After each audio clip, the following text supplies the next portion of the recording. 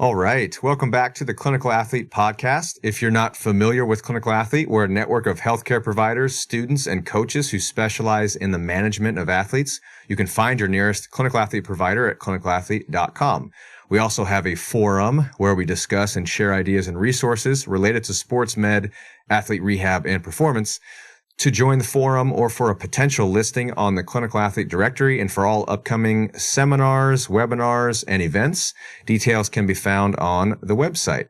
This podcast can also be found on our website along with YouTube, iTunes, Google Play, Spotify, Stitcher, and iHeartRadio. My name is Quinn Hennick. I'm a doctor of physical therapy in Orange County, California at Clinical Athlete Newport. I'm joined by Jared Maynard, who is the Clinical Athlete Continuing Education Director and Coordinator and a physiotherapist at King Physiotherapy and Foot Clinic in Ontario, Canada. He's also a certified strength and conditioning specialist and runs an online powerlifting coaching company and is a competitive powerlifter himself. What's up, Jared? Not much, man. Having a good day. Excited to be here. Just living the dream. Always. I hear you.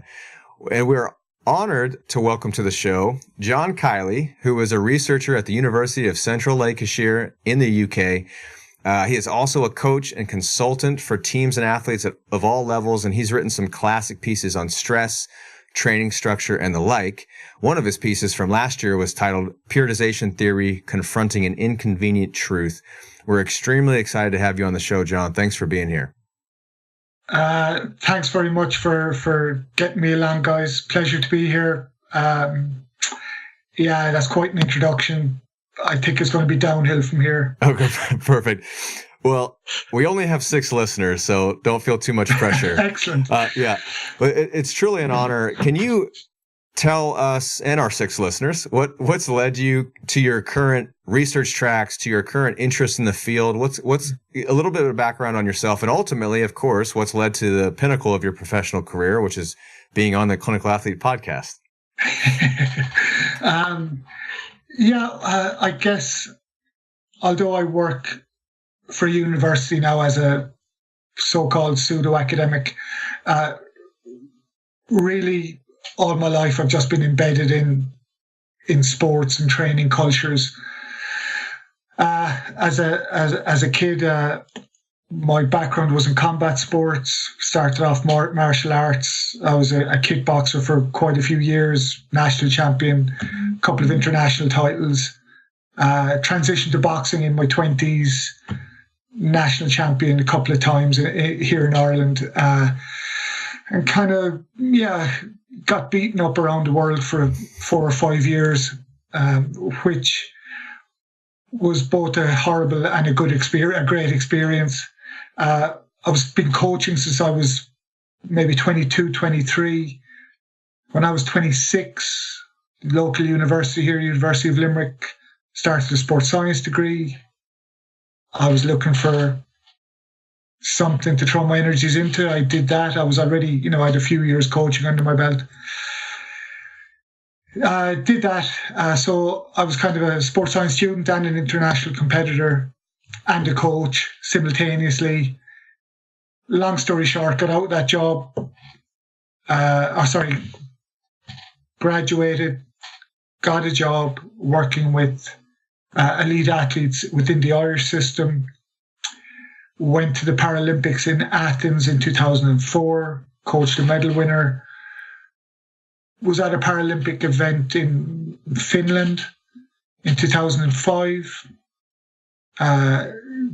Got approached about a potential job coming up in the UK, went for that, got that. Ended up going to the Beijing Olympics as lead strength and conditioning coach for UK athletics. So I worked with UK athletics, so a number of really, really great athletes, a number of medalists, mostly jumpers, sprinters. Did a couple of years working with Mo Farah. So just really great quality of athletes and lots of different experiences over those few years. Around 2012, just coming up to the London Games, was looking for a way back home. Old story, partner back here, locked into a job, me over in the UK, trying to have a relationship and commute over and back. So yeah, essentially, I now work for a university in the UK, but I'm talking to you from my back kitchen in rural Ireland at the moment. And I pop over and back between rural Ireland and the UK. With the university, we do a professional doctorate track, which is really for kind of mid-career professionals, all kinds of everything, S&C coaches, technical coaches, sports scientists, physios, for example, all kinds of everything. And they're interested in significant CPD in terms of a doctorate, but maybe are not specifically focused on working at a university. So they want to drive innovation. So we do that. We put it on a doctorate track and they get a professional doctorate in elite performance out the back end of it. So although I'm not fully immersed and embedded in practice, I work with people who are all the time. I guess just to finish off on what got me to where I am, I do contract out quite a bit to practical contexts. So 2013, I worked with a really good athlete, Laura Massaro. She won the world squash title that year. 14, 15, 16, I worked with Irish rugby for in-competition phases. And it was primarily with players who were really good, really experienced, but had a number of injuries. And if you've any experience of rugby, that's pretty much everyone. It's a pretty rough sport at the moment. So, great education there, great athletes, really, really challenging sport to be in at the moment.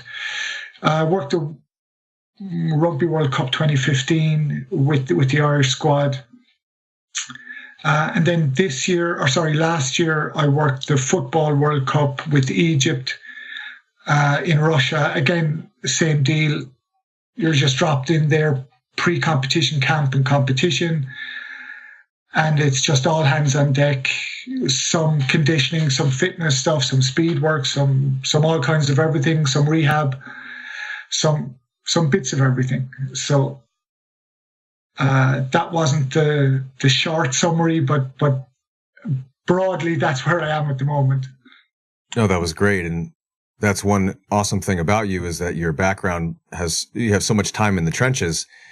And one thing that you're also known for is being somewhat critical of dogmatic training paradigms or some of the periodization models. And we want to kind of dive into that in your recent piece or more recent opinion piece that I referenced earlier. You mentioned that a lot of the periodization models that most people are familiar with were born out of the classical stress theory. It was basically how to manage stress. And you also have talked in the past about how stress theory has evolved over the past 100, 150 years, or 70 years at least. It started in kind of 1936 was that first paper. But the training paradigms have not really evolved with the new information that we've gotten on stress. So can you walk us through the classical model of stress theory, how it was proposed decades ago, and how that originally shaped training paradigms at that time? Yeah. Okay. So obviously it's a long and complex story, and sometimes I kind of get a little pissed off when people beat up on the past, and that's not what I'm doing. I'm not saying we're more intelligent now or we have greater insight now, but we have more information now and we have better measuring sticks to evaluate ideas.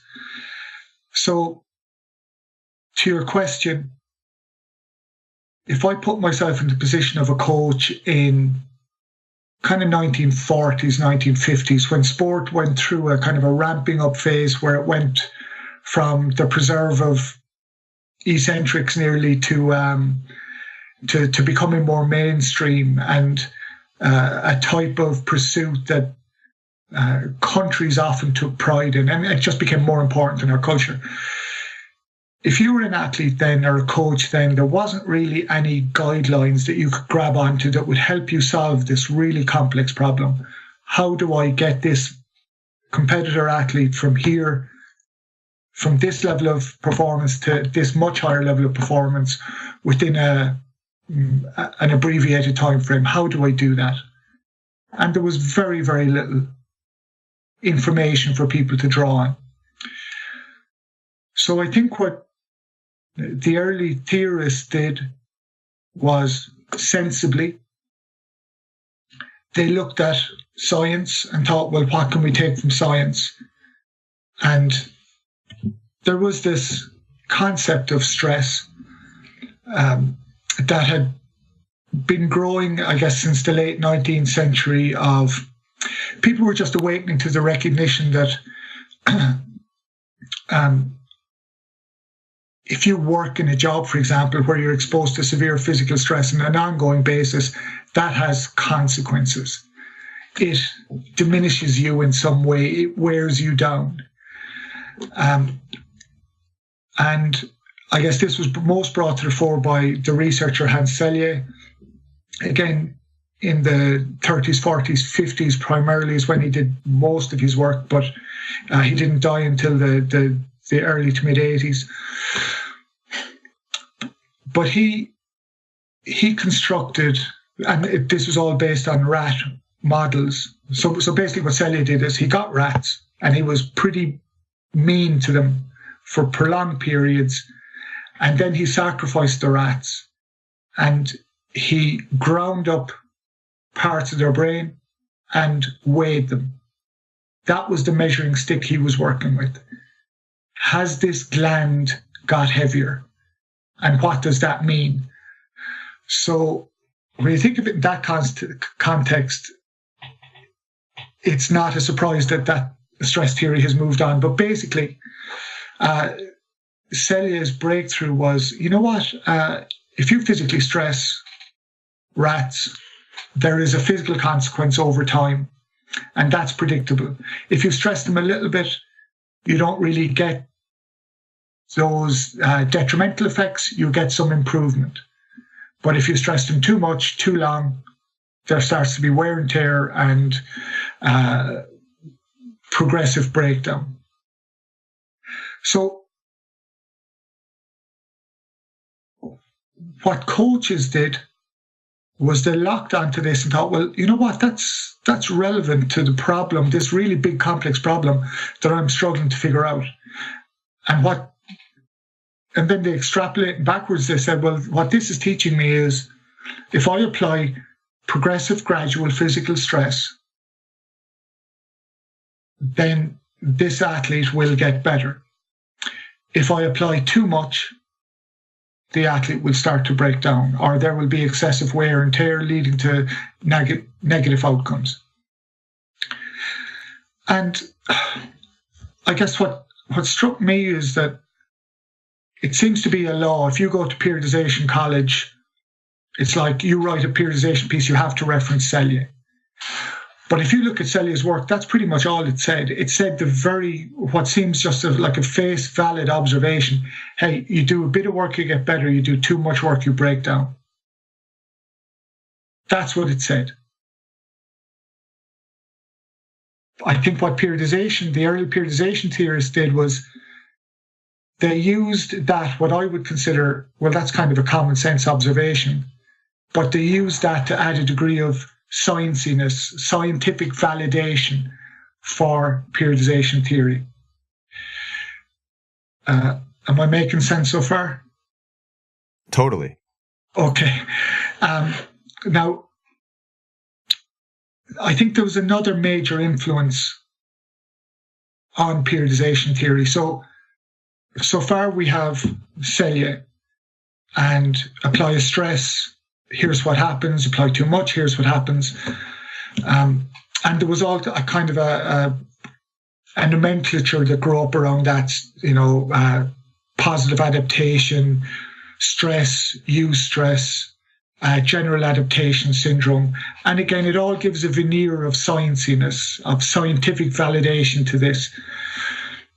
But there was something that was totally non-scientific that was also a kind of an ever-present shaping influence, and that was our early 20th century cultural paradigm for planning. So if I owned a factory in the first part of the 20th century, how did I plan? And planning approaches were typified by this very systematic, rigid approach. So basically, if I want to get from X to Y, I break it into regimented sequential blocks and I string them together, and that's common sense. And again, in that first periodization piece I wrote, I talked about Frederick Winslow Taylor, and the principle of scientific management. And this was in the early 20th century. You get a stopwatch, you time your workers, you change constraints and see if they get more efficient under certain conditions. But it was very much a very kind of, what would you call it? Kind of retro engineered. If we do this first, then we do this, then we do this. Very linear, very mechanistic, very face valid, logical. But that was how we planned. So you put together, well, we have this veneer of scienciness with this concept of stress and don't do too much, don't do too little. It makes a lot of common sense. And then we had this cultural backdrop, which was suggesting line everything up in a nice mechanistic row here, and you will get to where you want to go. And obviously there are truths to both of those in certain contexts.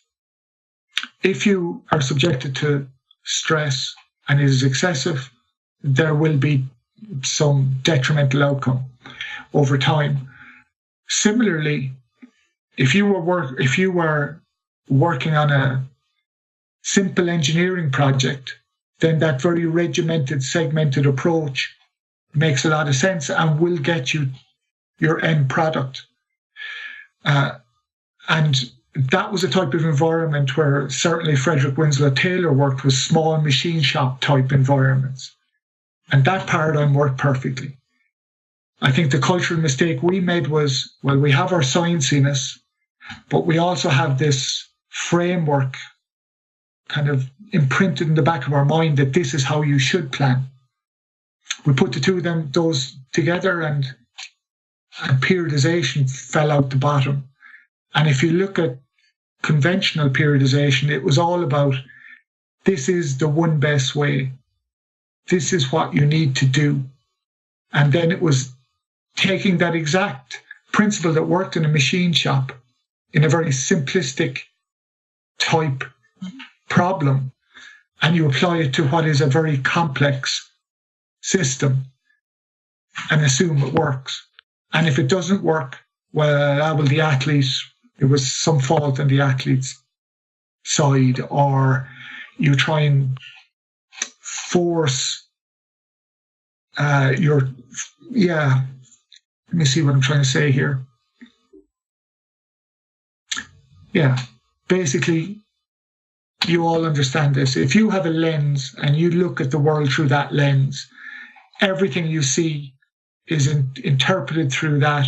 And so it's very hard to criticize a worldview from within that worldview. Does that make sense? Completely. Yeah. So I guess what you need to do, and a lot of the arguments in periodization, if you go to the 80s and 90s and early 2000s, were about, well, that's not the one best way. This is the one best way. This study did this and it was better than that, so it's better in all contexts. And it was those kind of arguments. And if there's one thing that really kind of bugged me about periodization, it seemed to be more about personalities than logic. And the personalities were all coming out of the old Soviet Union, and we all doffed our hat to the old Soviet Union because they won X amount of medals in X amount of Olympic Games and so on. And so it was Matveyev. And then there was Verkhoshansky, and Matveyev died, and Verkhoshansky beats up on Matveyev after he's dead, and then he dies, and then Isurin comes and beats up on the two of them. And it just seemed like your typical old boys club fighting with one another for superiority, and it's my idea, it's my product that's better than his product. And it just seemed like nearly everything that's bad in 21st century culture, old white males fighting for dominance. I was about to say, you remind me of the Industrial Revolution, but with training. Sounds like the Carnegies going after each other back in the day. And I often think of it in terms of, for example, military tactics historically. You go back to the 18th century, and we're all going to get together in a square, and we're all going to shoot at that square. Versus fast forward to, now when it's all these, semi-autonomous, self-regulated, some decision making at multiple different levels, probing for weakness, and then capitalizing when some opportunity is presented or just emerges. So that might be a good example. In my head, it makes sense. Very regimented. This is what will happen. We'll shoot all the bad guys over here, and then they'll go there, and you're trying to predict the future. Whereas now it's much more, you know what? This is a complex mess here. How can we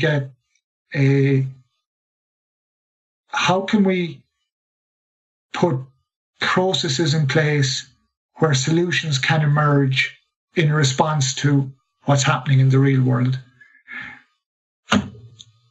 I feel like I've said a lot there. It was fantastic. By the way, for everyone and the listeners, John Flagg has joined us, and hey, everybody.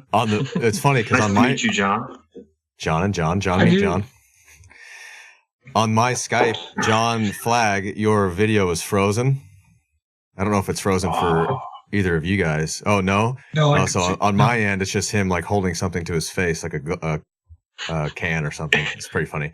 It's a monster. Okay. Well, welcome, John. Good to have you. Good to be here. Yeah. So guess John Kiley, that was a fantastic rundown. And it sounds like, so, old periodization models, I think we assume that they had a science and evidence to back them, but there wasn't a ton of actual evidence showing effectiveness of one periodization block or paradigm versus another. It was like you said, kind of expert opinion. Like, this one works better because our athletes do this and I'm who I am. And it makes sense on paper. You accumulate, you transmutate, and you realize you have these distinct phases, and you can plan out a 16 weeks to the T on paper. And it sounds like what you're saying is that's not necessarily what happens in the real world when you have an athlete who's facing multiple stressors that compete with the training stressor. So my next question to you is, what have we learned about stress and the factors that affect stress that weren't taken into account with Cellier's work, for example, where he wasn't really trying to factor in everything from a biopsychosocial approach. He was looking at stress physiology, change in physiology, these types of things. But what now do we know? What factors really affect the athlete as a whole? So, I guess the first thing to say is it sounds like I'm beating up on Cellier, but again, retrospectively, it's easy because he was weighing rodent glands to come to his conclusions, So he obviously was a giant in the field, but I think what's commonly acknowledged as the biggest oversight in Cellier's body of work now is that he did not see psycho-emotional stress.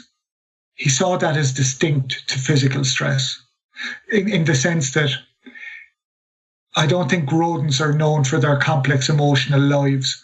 And I don't know how you'd pick up on their, for example, individual anxiety through weighing their glands or anything like that. But I think from probably the 50s on, what became, and certainly in psychology, from a psychologist or social psychologist perspective, they were running on a slightly different track, and they were looking at psychological stress and how it impacted physiological outcomes. And Sally really neglected that. He felt physical stress, physical outcome. Psychological stress is something different. That happens, that's above the neck. That doesn't necessarily apply to us. Now, I think his view was a bit more nuanced than that, but from a training perspective, culturally, we took what we wanted from that message. And that was, as a coach, I don't need to worry about that stuff. What will get the athlete to this level of performance is what is written on my page here. And the master plan that I devised that says, this amount of running at this pace for, this frequency, or this amount of weight lifted, or that amount of sprints, or whatever it is. So I think as coaches, we, in a sense, did a very human thing and imagined that controlling the athlete's performance level was in our control, and I could control it from my back kitchen with my blank piece of paper, devising my master plan. And I think there was a bit of that. There was a bit of ego centricity in the whole thing.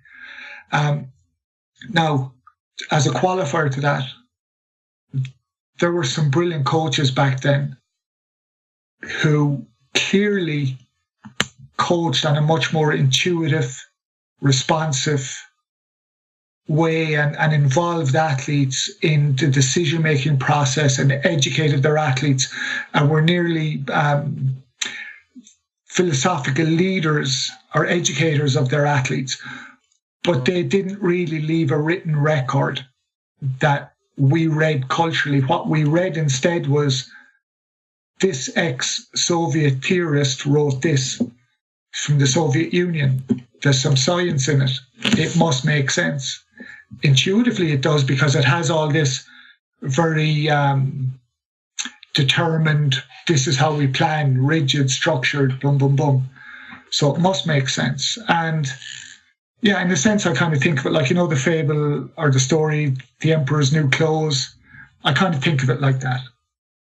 It was this illusion that we bought into because we wanted to buy into, because it presented us with a logical solution to a complex problem that was kind of bending our brains in ways we didn't want it to go.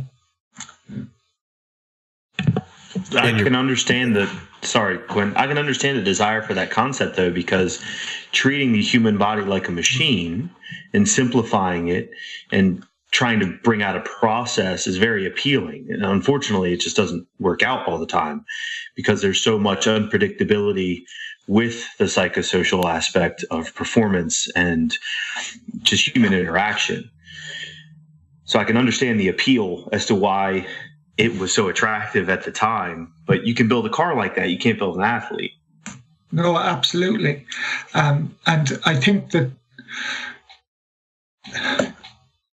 great coaches always knew that. And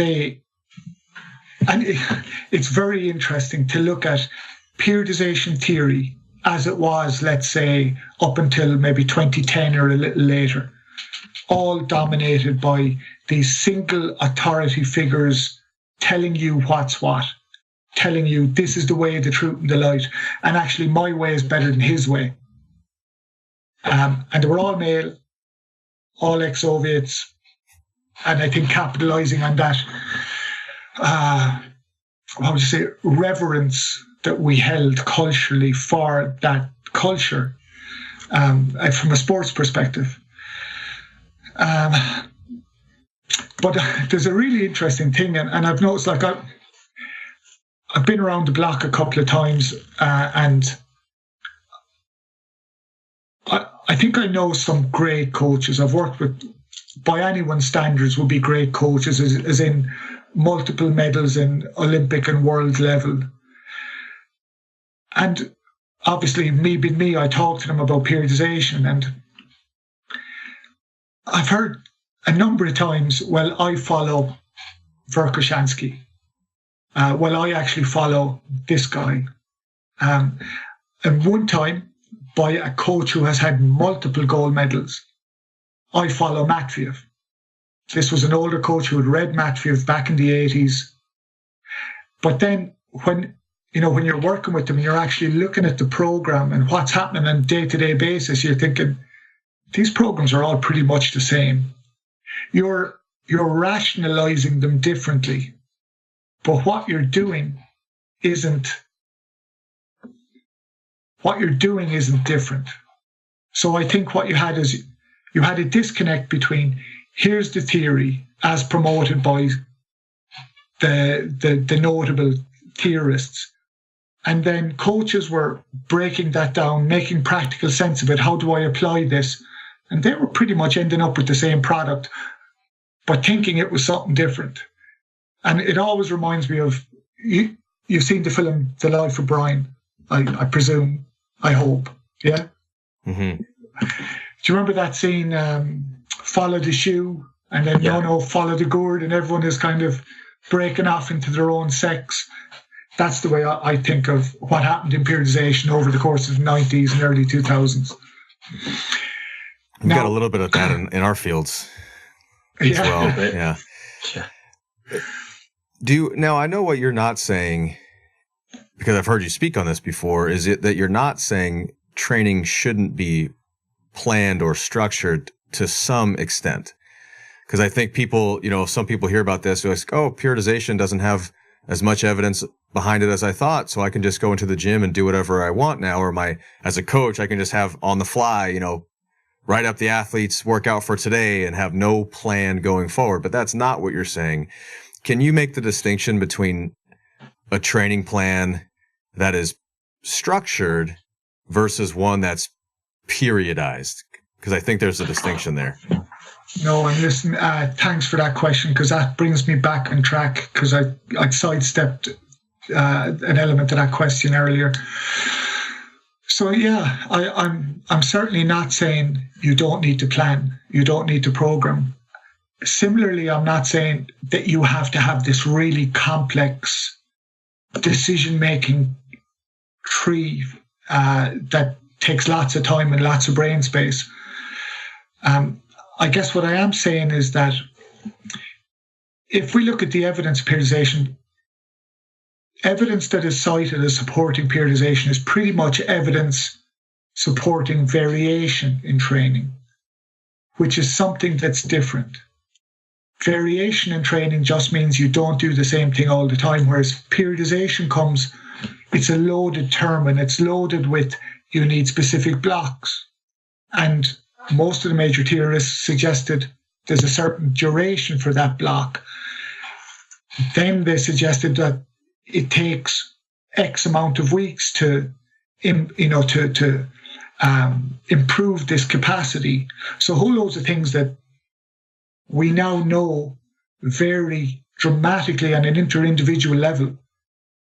They were making these very crude, and normally it was with a veneer of science in this, but it was really broken down. We'll plan on the basis a microcycle is a week. A macrocycle is a month.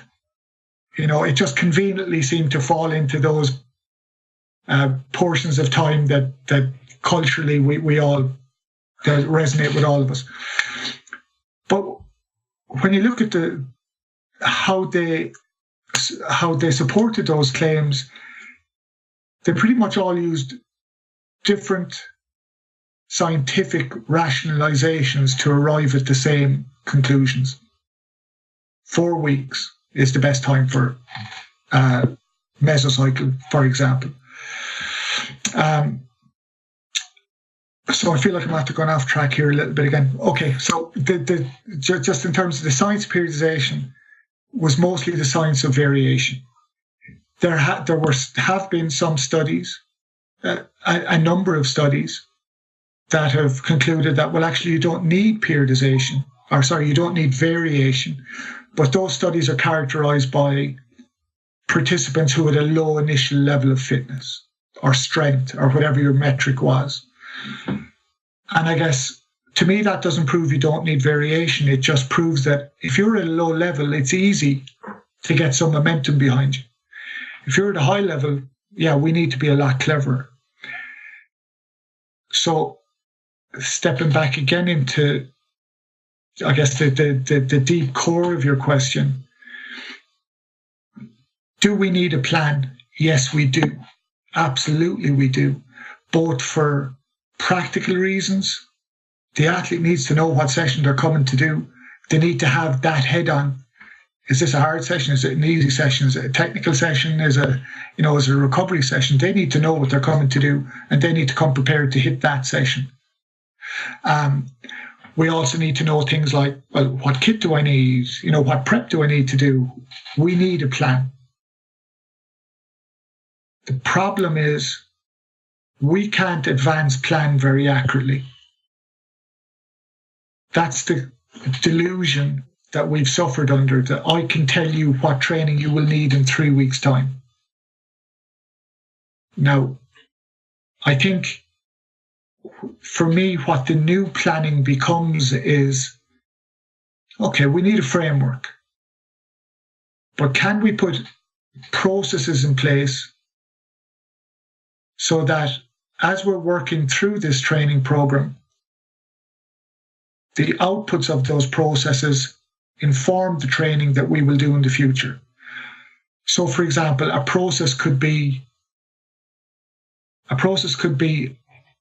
here's our plan, here's our framework, here's what we are going to do. I'm going to talk to the athlete. I'm going to check how they recovered from the last session. Is there any problems? Maybe 3-4 questions. And based on that, okay, well, let's go through what we plan to do. Yes.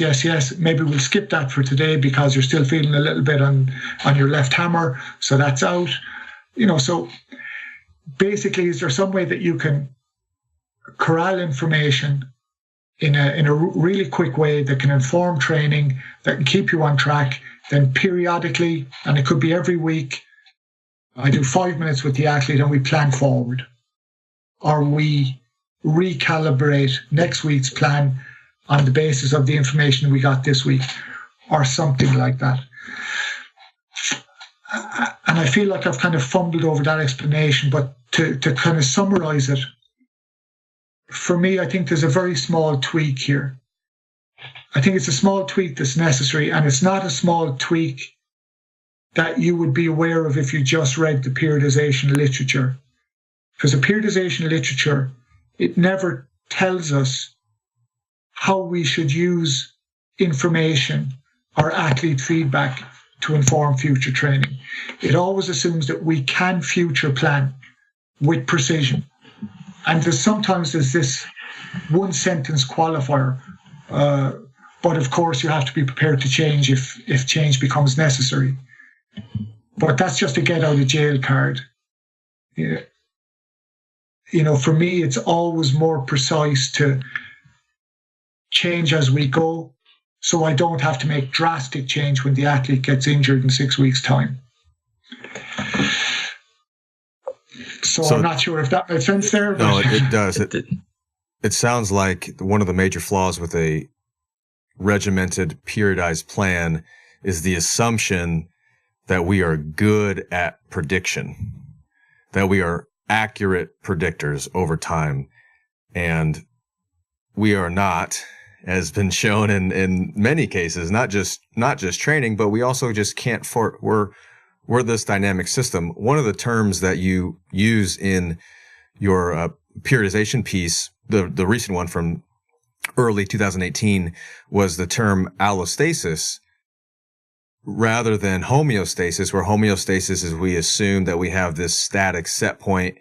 We stress enough to disrupt homeostasis, and then we find a new set point, and then it's just kind of, over and over. But allostasis maybe reflects more reality, where we establish stability through constant change and constant tinkering, which sounds like it's kind of what you're describing, where we have this range. You have a plan, you know the direction that you're going to go, but you have flexibility to go either direction in any given moment based on inputs and maybe, small predictive outputs. Maybe we can predict on the day to day, but we can't predict 12 weeks out.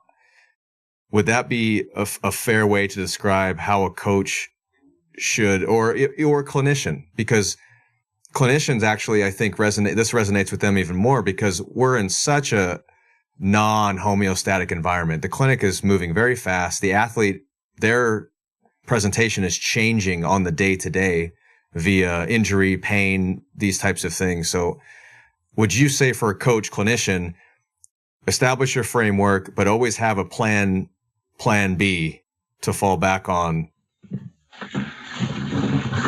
I'll tell you where my thinking is on this. And like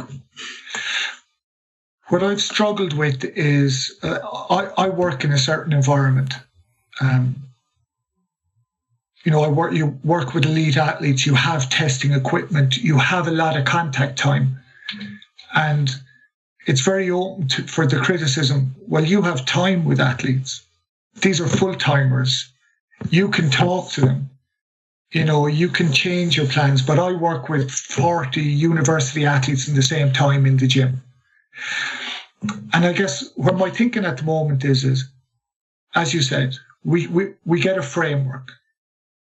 I think so that's the first layer of planning. The second layer of planning for me is, now what information gathering processes can I put in place that can provide relevant information to base changes to change, that can underpin decisions to change.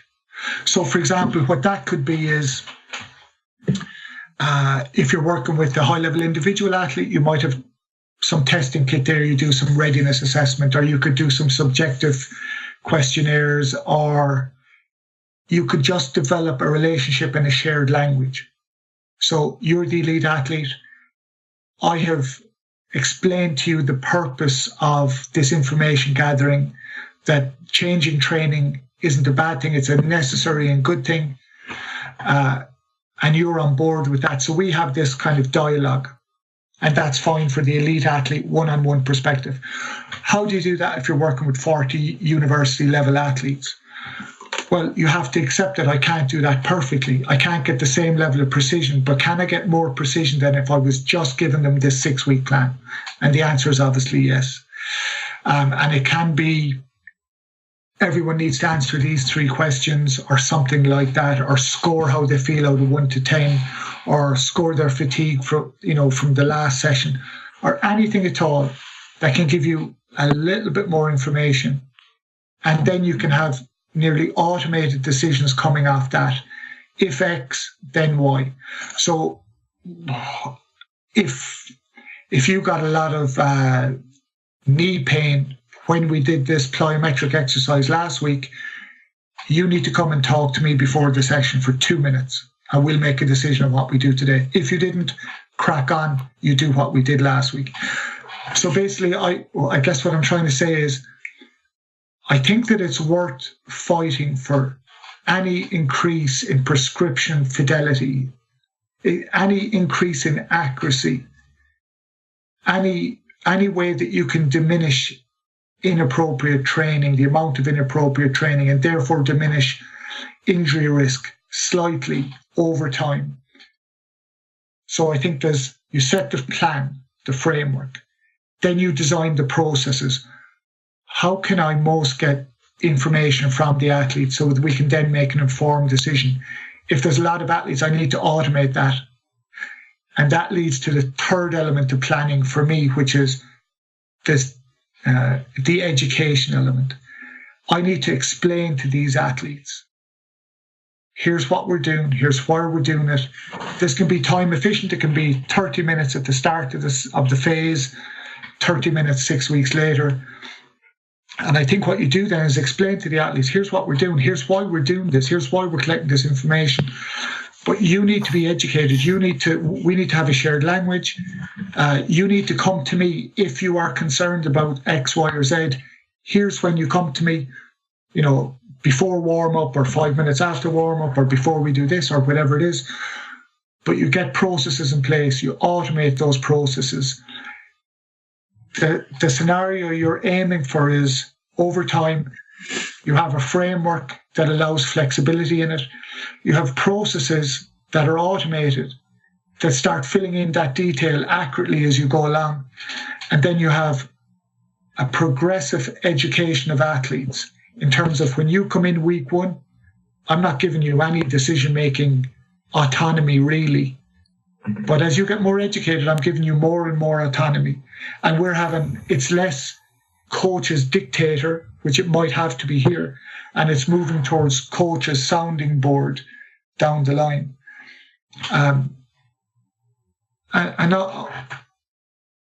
That's where my thought is at, and I can't think of. It needs to be practical. It's one thing to write in journals about, it's very complex and blah, blah, blah, blah, blah. You can't have 40-minute conversations for a 30-minute training session. It needs to be, you know what? I got to accept that this isn't going to be perfect, but how can I make it slightly better? Tomorrow I make it slightly better again. And again, I think it's framework, design the process, educate the athlete. Boom, we're up and running. I think that's really pertinent with what we talk about a lot in the rehab world with creating self-efficacy with patients. And it's exactly what you're explaining with your athletes is you start with a framework that has more structure, and then they explore that framework a little bit, and they get some more experience with you as a coach or as a clinician. They start to answer questions together. You bring the athlete as part of the process or the patient in as part of the process. And then they start to drive the training process based off some of the feedback that they give you. Like, coach, I feel like crap today. I'm not feeling it. Last time this happened, we did A, B, and C and skip D. Is that what you want me to do? And that's a super quick conversation that they can help kind of drive that whole thing home. And I've been there with 40 athletes in a room. You can't talk to every person for 10 minutes. Sure. If you can get those quick ones and you have people who've been in the program for a while and understand very quickly the modification and they just run it off you, then that's where we want to be. But we want to be that way clinically as well. That's what we talk about a lot in the rehab world right now. Well, how different is what you've described there to what you would have believed if you just read the periodization papers? You would think that this is me. I tell the athlete does, and all will be good. There's one other thing I'd say, and that is, Quinn, you mentioned stress. So there's getting these physical parameters okay, are nailed on, and getting your processes in place and educating the athletes so they're given informed information to you so you can spin it back in an informed way. But there's also, if that's happening, then the athlete, and they're educating themselves, they're buying into the process more. And that, to me, is absolute gold. If what you want is a motivated athlete that has faith in the program, that has faith in you, that trusts you, that know you have their back. In essence, their expectation of being better is being amplified by you and the way you communicate with them and your environment and the way you've shaped the environment and their relationships with other, squad members or team members or medical staff or whatever it is. And in a sense, I think that one of the things you could criticize the sports science literature for, and certainly the strength and conditioning literature, is kind of a repeat of Selye's mistake. It's that physical is physical. And absolutely it is not. And again, I've worked with a lot of elite coaches, and then I've worked with a lot of very, very, what you could consider academic, very intellectual, meticulous, precise coaches. And sometimes you see successful coaches that they just don't worry about detail. They don't know squat technique. But that's okay. They don't need to. So you've coaches of all different flavors, but I've never, ever seen what we would class as a great coach in terms of multiple major medalists who didn't inspire trust and faith and didn't have good dialogue with the athlete. I have never come across that. And I think really what we're talking about here, in a sense, at least the way I'm thinking about it at the moment, is as a clinician, as a coach, as a sports science provider, this may sound weird now, but you are effectively an agent of placebo. You are someone who can raise expectation. And you do. Whether you want to or not, you either raise it or diminish it by every interaction you have with the athlete. So the question that I ask myself is, am I presenting in a way that is amplifying the athlete's trust, confidence, expectation, or in a way that is diminishing that? And is my program acting in a way that is raising expectation and confidence and faith in your ability, or diminishing that? And I think that we've all, certainly in my field, we've all been looking at the programming, the technique, the best exercise for this, the best microcycle for this. And we've forgotten about, hey, you know what? This athlete needs to trust this and buy into this. And I am the worst in the world for it. I put a lot of effort into being meticulous around exercise design, but past few years I'm thinking, you know what? I don't know if that's important. I think the important thing is the athlete believes and trusts. Yeah. Well, should I leave now? No, you're good. You hit it on the head there, John. I was going to bring it up if you hadn't said it.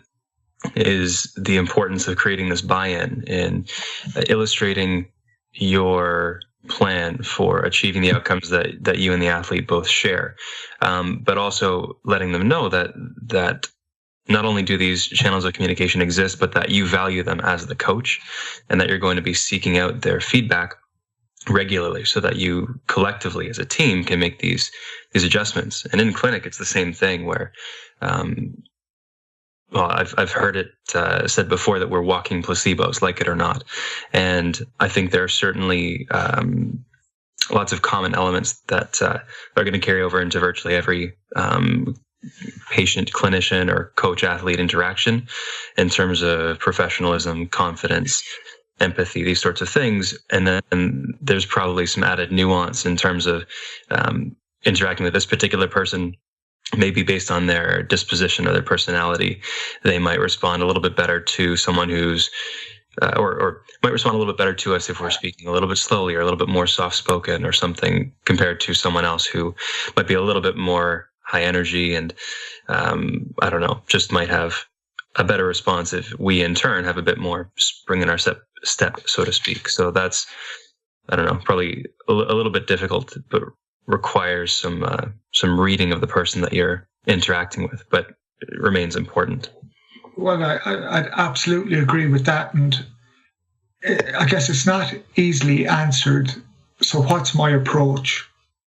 Do I want to be a chameleon that changes based on my judgment of what this individual in front of me needs, or do I be consistent? And I think my answer to that question, when I've kind of asked myself that question, is I can't be somebody else well. I can only be me well. But if I am, if I try and be a comedian or try and integrate myself through something, that's not really who I am. But what I can be is consistent and reliable and show up to training and effectively now what I do, if I'm going to do a session, I have a routine to get myself in the right place. I didn't have that 5-10 years ago. And it could be that I would carry the stress of the day in with me, or the anxiety of the day in with me. And I didn't have I need to clear this out now and get zoomed in. But now I have that, and I get the athletes to do the same. So you're sitting in traffic for 2 hours, your kid was up all night, you're fighting with your partner. We need to get rid of that stuff before we start our warm-up. So you need space to clear the decks here. Remind yourself of why we're here and how what we do today is going to help you get to where you want to go. We need to make all those links. I think as doesn't necessarily have to be overtly, but subtly and quickly, so that we know that this athlete is hitting this session in reliably, broadly the same emotional state on a regular basis. What we can't afford to do, what I think is wasted training or worse, dangerous training, is if I'm hitting a session and some days I'm way too low and some days I'm just riddled with anxiety for whatever reason. That's going to totally compromise any adaptations you get and modulate injury risk. So we need to take control of that. But what we've done conventionally is, here's the program, do it. Here's the program, but it's your responsibility. You need to arrive here in the right space. If not, you need to flag it, and this is the intervention we'll use to get you in the right space. Then we'll remind you of what we want to achieve here, what your goals are, related to where you want to go in the future. So again, there's that buy-in, and then churn through. And you know, we talked about the stress thing, and I do think a lot in terms of, we've mentioned the word placebo, but for me, all placebo is a change in our neural environment brought about by a change in how we think. Specifically, a change in our perceived ability to handle whatever challenge is coming at us. Something has changed in the environment, and I've noticed it, and now I am more convinced that I'm better able to cope with whatever the challenge ahead of me is. So, and obviously any kind of change in neural environment will drive downstream biochemical changes, and we're different. And training is overlaid on a different environment. And so the adaptations that we make are subsequently different. So I think it doesn't matter if you're coming back from injury, or if you're trying to recover from a hard session, or any of those things, that the stress management is important and our expectations are important. And they're both things that we as clinicians or coaches can influence positively. And for me, they are aspects of planning. We need to plan for that. But again, getting back to where we jumped into this, it falls outside of how we have conventionally looked at planning. A practical question for you along those lines, because we have so many athletes that come from that pretty strict periodization, and they have this expectation that a lot of progress is linear. How do you go about educating those individual athletes on the ebbs and flows of training, the unpredictability and uncertainty in regards to results of training, the adaptations? You can go, especially in our sports, at barbell sports, you can go a year without seeing substantial progress. And it leads to a lot of frustration with each athlete. How do you go about changing that mindset and getting them to kind of embrace the uncertainty that is training? It's a really good question. And again, you could look at it from, I'm working with one individual elite athlete, I'm working with a group of 40 university athletes. I think the basic approach for me either way would be the same, and that would be, I give some educational input. We know along the lines of, we know clearly that if we give 40 of you the same strength training program, you will respond. The responses, individual responses, will be all over the map. Some of you will not improve substantially. Some of you will improve massively. What we need to do as a group with a shared mission is, let's put something in place, be it a periodic review or some ongoing assessments. So let's judge who's responding well and who's not. And if you're not, Let's change what you're doing. If you are, let's keep it there until those improvements taper off. So again, I guess what I'm suggesting is that we'd introduce some level of appropriate control. And by appropriate, I mean, it doesn't have to be really detailed. It can be whatever works for your scenario. That is just starting to inform us about, is trainer X improving? No. Okay. What do we need to do? Okay. Well, sometimes it might be we need to push the intensity. Sometimes we need to change the direction. Let's come at this from a different approach. Let's try some different exercises and then come back to this. But that would be my approach. And again, I think it would be an approach that would have to be scalable in terms of, I'm working with one elite with lots of time, I'm working with 40 with barely any time. With the 40, it might be I'm up at the front with a flip chart, and here's what it is: 5 minutes. Boom. That's the only time I can take from their session.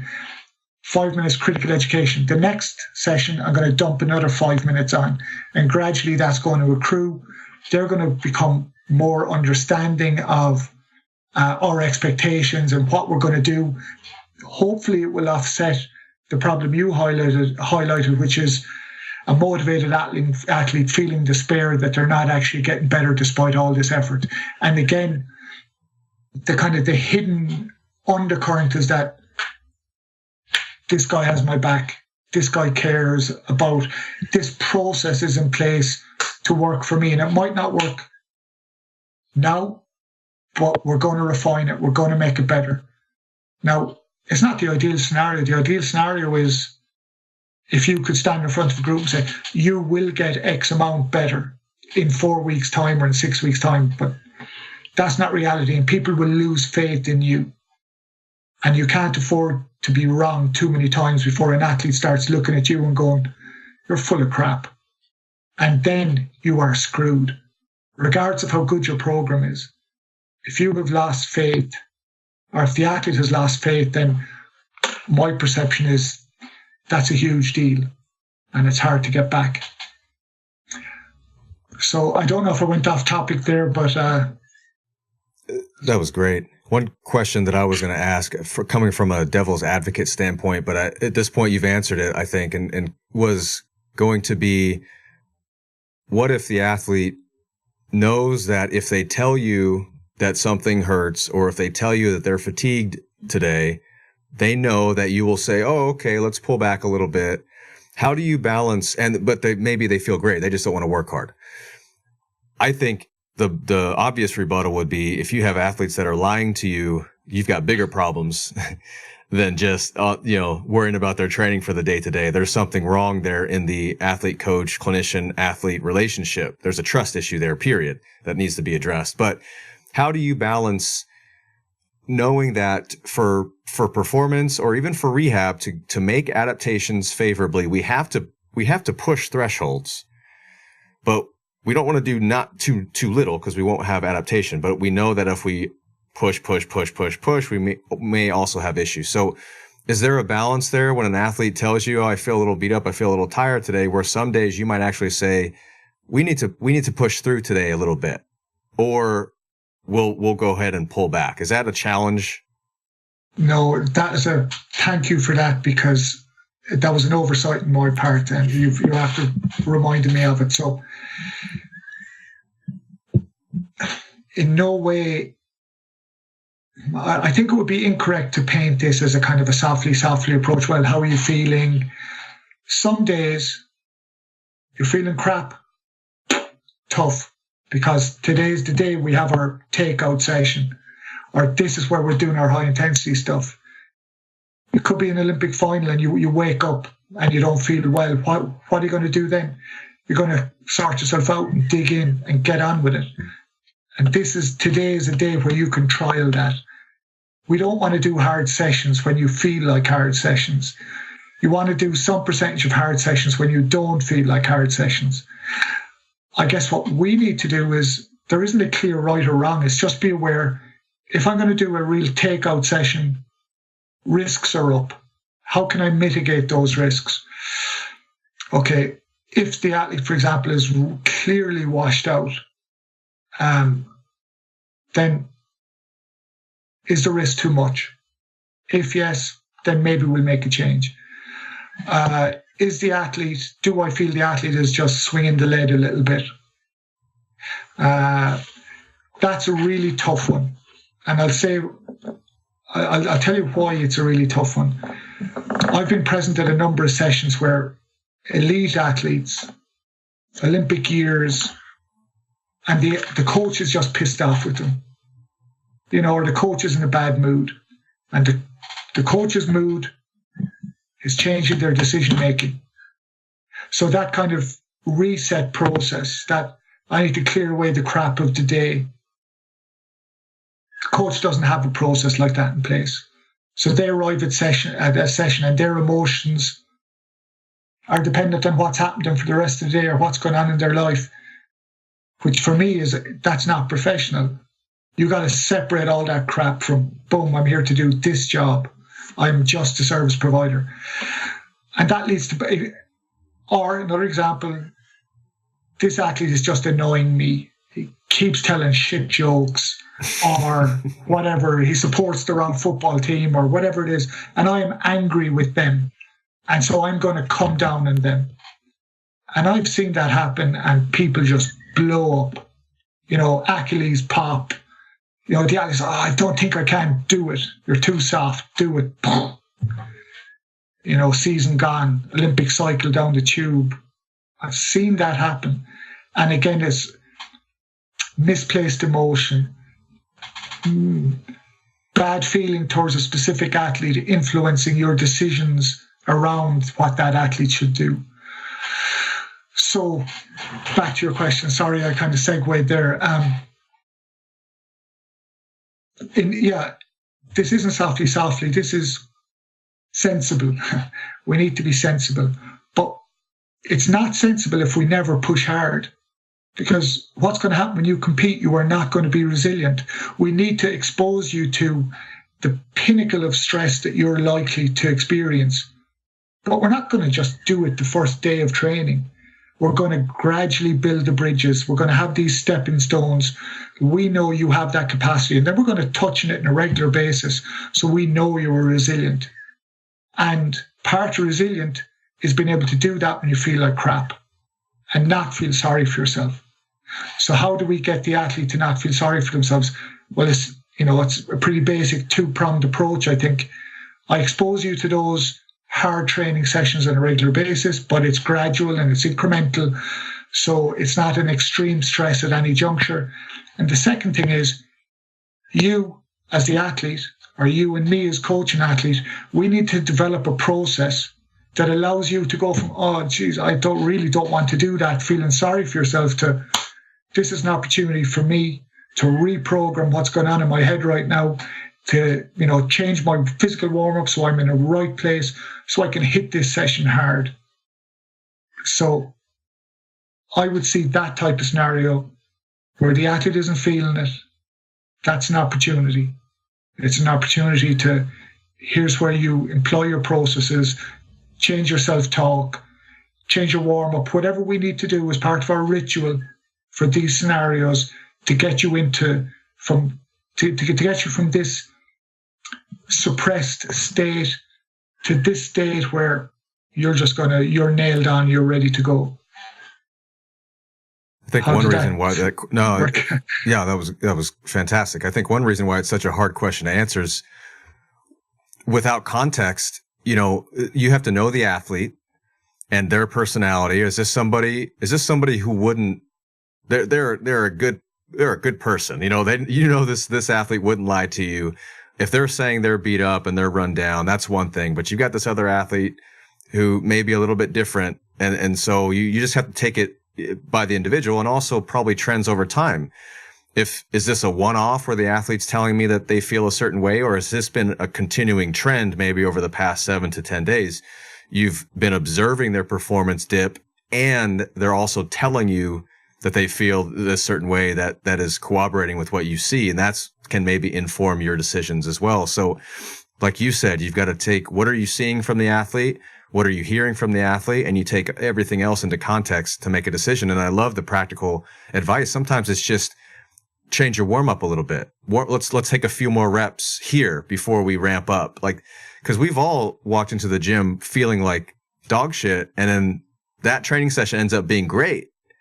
And had we just, and vice versa, obviously too, but had we, just gone on how we felt as soon as we woke up, we'd be like, I ain't going to the gym today.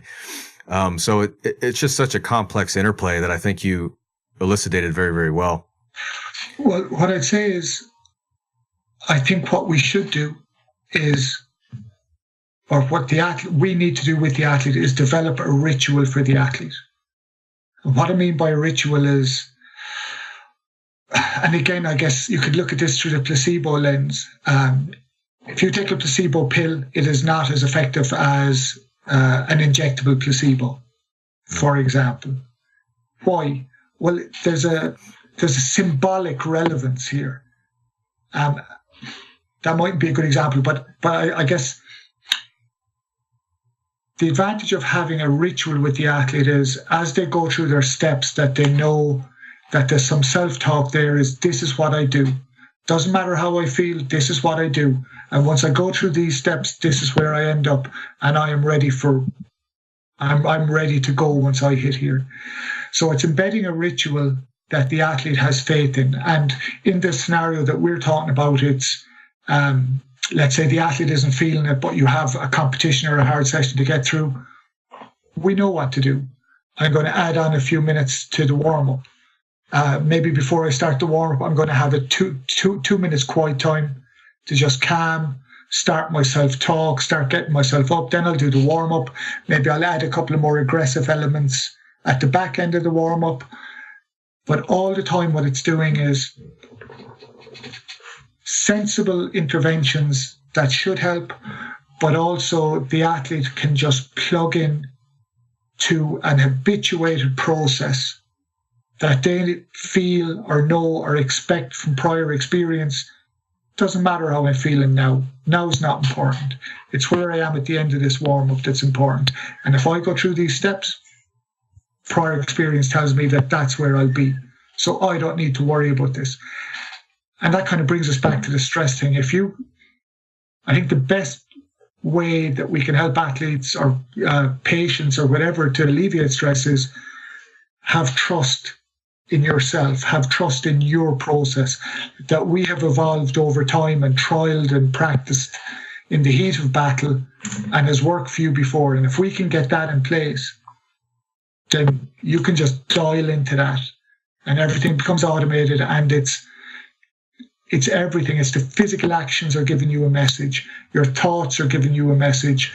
Your historical expectations of how this will work, it's all giving you positive message.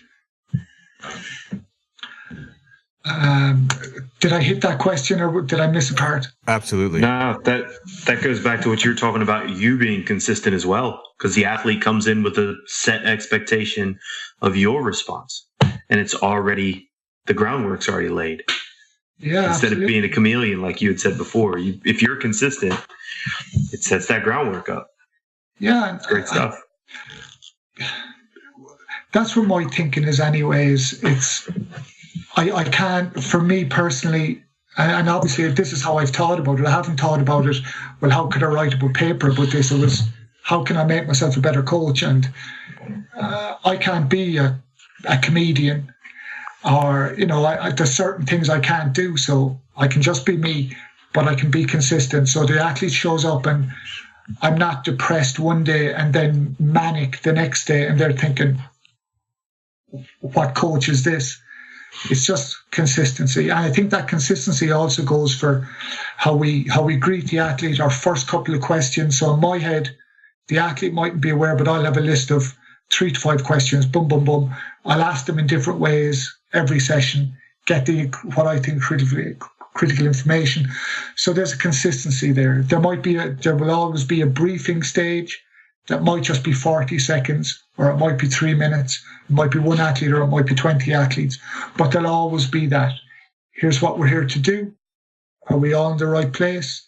If not, process. If yes, crack on. And I think, of course, the important part of training is doing the physical work. but there's also believing in the physical work.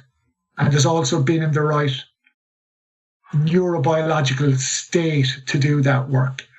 And I think we have completely ignored or undervalued or not been aware of the value of ritual and habit and this is what I do, this is my process. We've totally undervalued the worth of that in all of our environments. I think that's where my head is at the moment. It's a good place.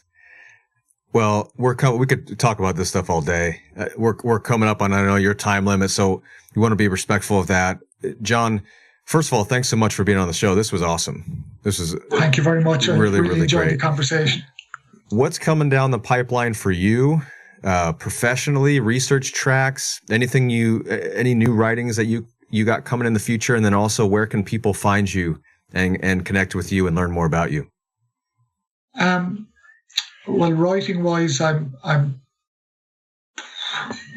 knocking out some coordination stuff at the moment that I've been thinking about for quite a while. So I'm doing some of that, and unsurprisingly, I guess because of some of the things I've said in this conversation, I'm writing a placebo piece as well. Now, I say I'm writing. I'm probably 2.5 years into writing it. Yeah. So it's currently at 11,000 words and has to shrink down to 3,000 words. So it is the reverse of actually writing. It's more vomiting my thoughts onto a page and then try and make sense out of them. Writing is probably a bit of an overstatement, but hopefully in this lifetime that will turn into a paper. Well, some journals have if you have captions on pictures or diagrams, the words and the captions don't count towards the word count of the entire paper. So you can just maybe fit like 5,000 more words into a caption of a picture or something. Well, yeah, it'll turn out like a cartoon, like a comic, but that sounds like a good idea to get the idea across. Well, go ahead. No, I was just thinking I missed part of your question. Where can people find you? Yeah, I have an Instagram account, but I'm very rarely on it. I don't think I'm on it at all, really. I'm on Twitter at Simply Sports Sci. I have a ResearchGate page if anyone wants to read any of the papers I've written or been involved in. And that's pretty much it. So the ResearchGate, just for the listeners, and you should know this, but you can just Google, like you could Google the title of your recent periodization paper, Periodization Theory Confronting an Inconvenient Truth, ResearchGate. It'll pop right up on ResearchGate, and then you can click on John's name and you can follow John. And so every new publication that comes out that goes on ResearchGate will pop right into your email. And what's awesome about a lot of your papers, John, is that I would say most of them, or at least the ones that I have, are open access. The periodization pieces, a ton of the stress pieces and coordination and running, they're free to download for everyone. Yeah, well, I try and make them open access wherever possible. And I guess because I work in a university, that works okay because they're happy to pay for it. If I was a private citizen, it would be a lot harder. But yeah. Will you come back on the show? Because we didn't even get to coordination. That was going to be one of our talking points, but I wanted to save it when some of these papers start coming out, or whenever. Get you back on the show and talk about that.